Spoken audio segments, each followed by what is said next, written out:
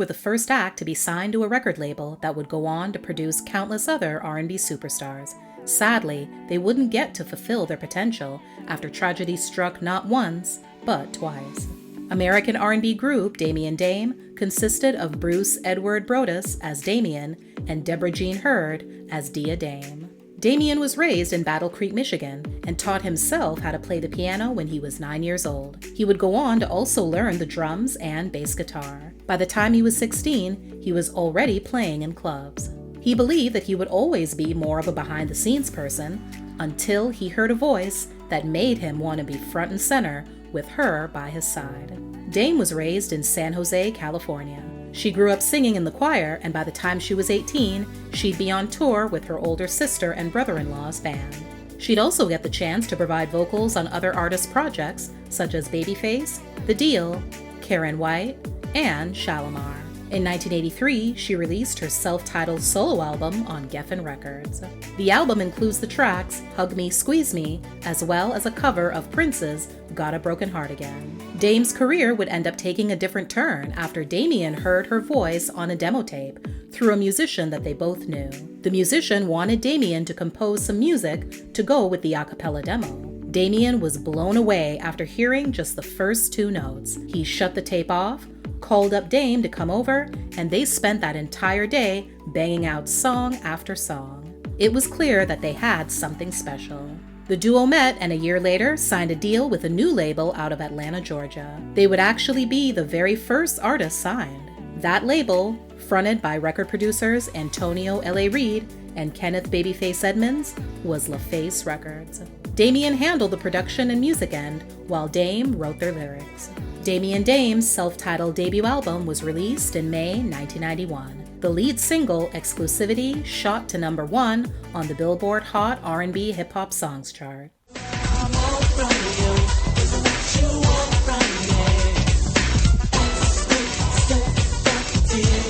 The follow-up single, Right Down to It, did almost as well on the same chart, climbing to number 2.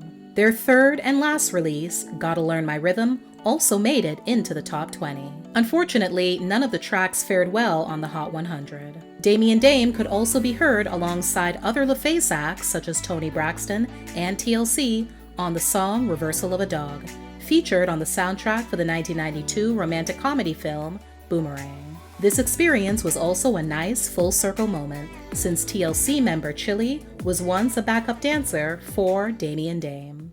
The duo was gearing up to drop a second album, but it would never happen.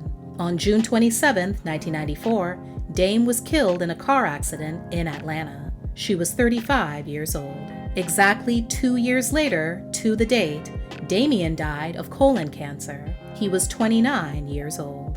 He never got the chance to enjoy any solo success since his first solo album, 1996, had dropped less than a week before his passing. The album, which was on another label and not LaFace, was dedicated to Dame and included a special song in her memory called Guess You Didn't Know.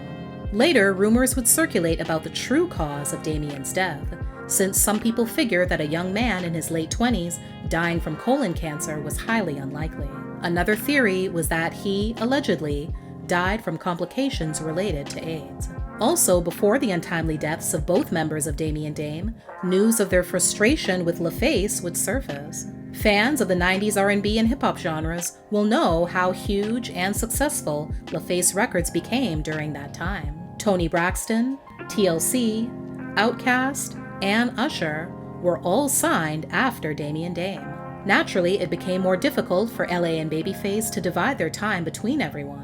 Then, the word on the street became that LaFace chose to focus on their other acts and push Damian Dame to the side. In addition to that, allegedly, Damian wasn't too happy about not getting compensation for the writing and production work he did for some of his label mates, and Dame apparently found herself needing to get a regular 9-to-5 job to pay her bills. Even though it's been 30 years since Damian Dame's been on the charts and they only released one album, their legacy lives on as the artists who put LaFace Records on the map and provided the world with a variety of timeless R&B classics. Thanks for watching. Please like, share, and comment. Also, don't forget to subscribe and turn on your notifications so you won't miss any future videos.